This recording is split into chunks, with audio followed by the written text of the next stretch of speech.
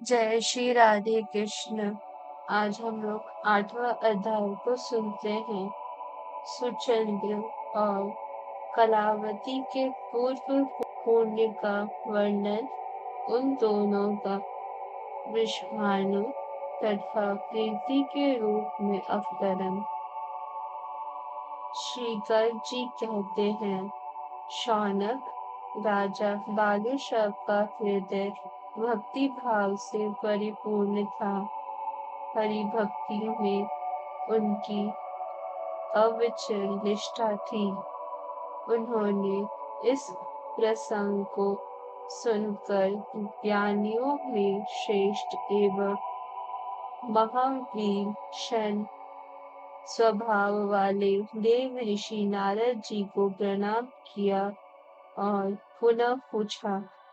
राजा भालुशव ने कहा, भगवान, आपने अपने आनंदप्रद नित्य रिद्धशील निर्मल यश से मेरे कुल को पृथ्वी पर अत्यंत विशद उज्ज्वल बना दिया, क्योंकि कृष्ण भक्तों के क्षण भर के संग से साधारण जन भी सत्पुरुष महात्मा बन जाता है। इस विषय में अधिक कहने से क्या लाभ।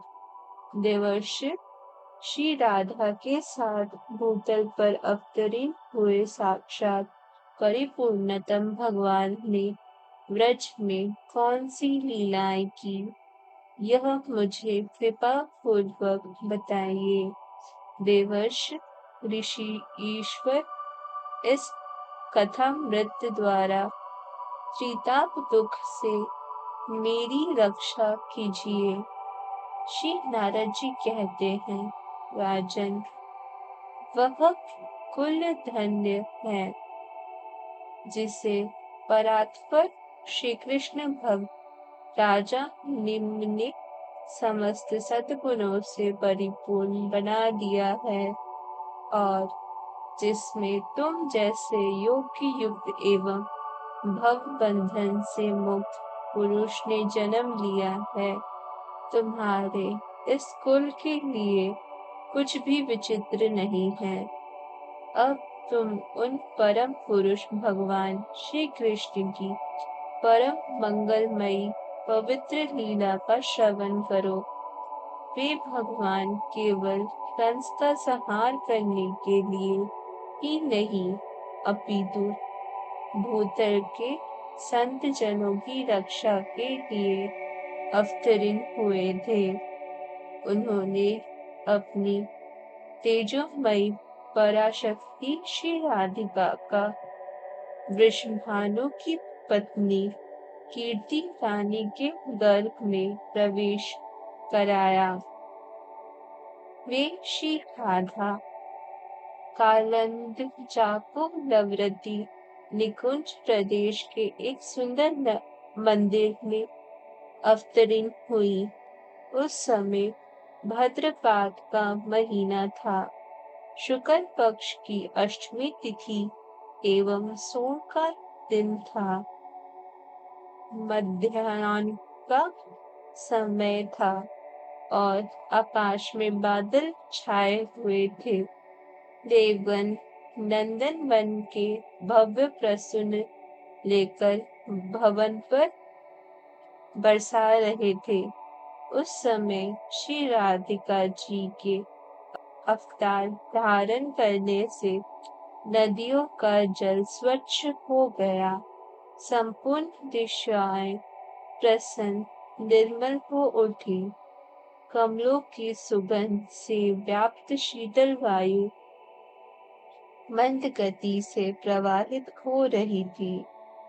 शरद पूर्णिमा के शत शत चंद्रमाओं से भी अधिक अभिराम कन्या को देख कर गोपी कीर्तिता आनंद में निमग्न हो गई।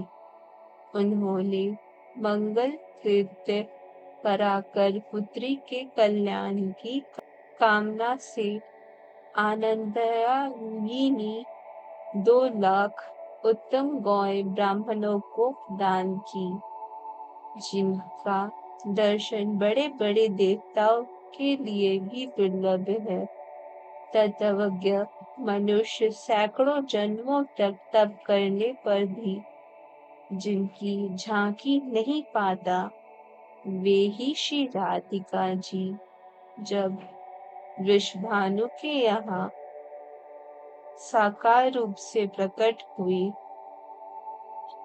और गोप ललनाएं जब उनका लालन पालन करने लगी, तब सर्व साधारण लोग उनका दर्शन करने लगे।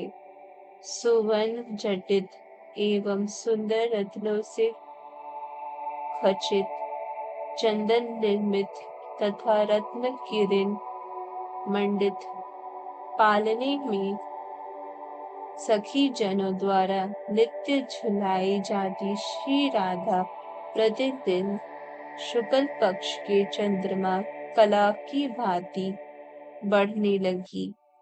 श्री राधा क्या है? रास की रंगस्थली को प्रकाशित करने वाली चंद्रिका। वृषभानु मंदिर की दीपावली। गोलोक चूड़ामणि श्री कृष्ण के कंठ की हारावली। मैं उन्हीं पराशत का ध्यान करता हुआ भूतल पर विचरता रहता हूँ।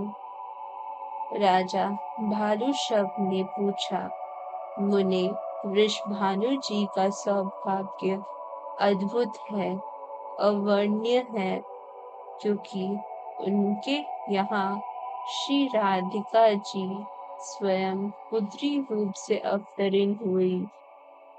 कलावती और सुचंद्र ने पूर्व जन्म में कौन सा पुण्य कर्म किया था, जिसके फल स्वरूप इन्हें यह सौभाग्य प्राप्त हुआ।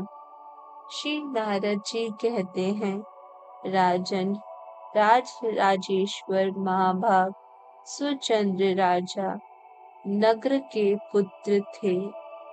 परम सुंदर सुचंद्र चक्रवर्ती नरेश थे। उन्हें साक्षात भगवान का अंश माना जाता था। पूर्व काल में आर्यमा प्रभृति पितरों के यहाँ 3 मानसी कन्याएं उत्पन्न हुई थी। वे सभी परम सुंदरी थी। उनके नाम थे कलावती, रत्नमाला और मेनका।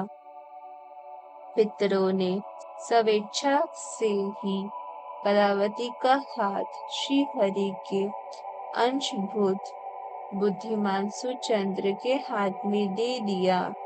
रत्नमाला को विदेह राज के हाथ में और मेनका को हिमालय के हाथ में अर्पित कर दिया। साथ ही विधि पूर्वक दहेज की वस्तुएं भी दी। महामते रत्नमाला से सीता जी और मेनका के गर्भ से पार्वती जी प्रकट हुई। इन दोनों देवियों की कथाएं पुराणों में प्रसिद्ध है। तदंतर कलावती को साथ लेकर महाभाग सुचंद्र गोमती के तट पर नेमिष नामक वन में गए। उन्होंने ब्रह्मा जी की प्रसन्नता के लिए तपस्या आरंभ की।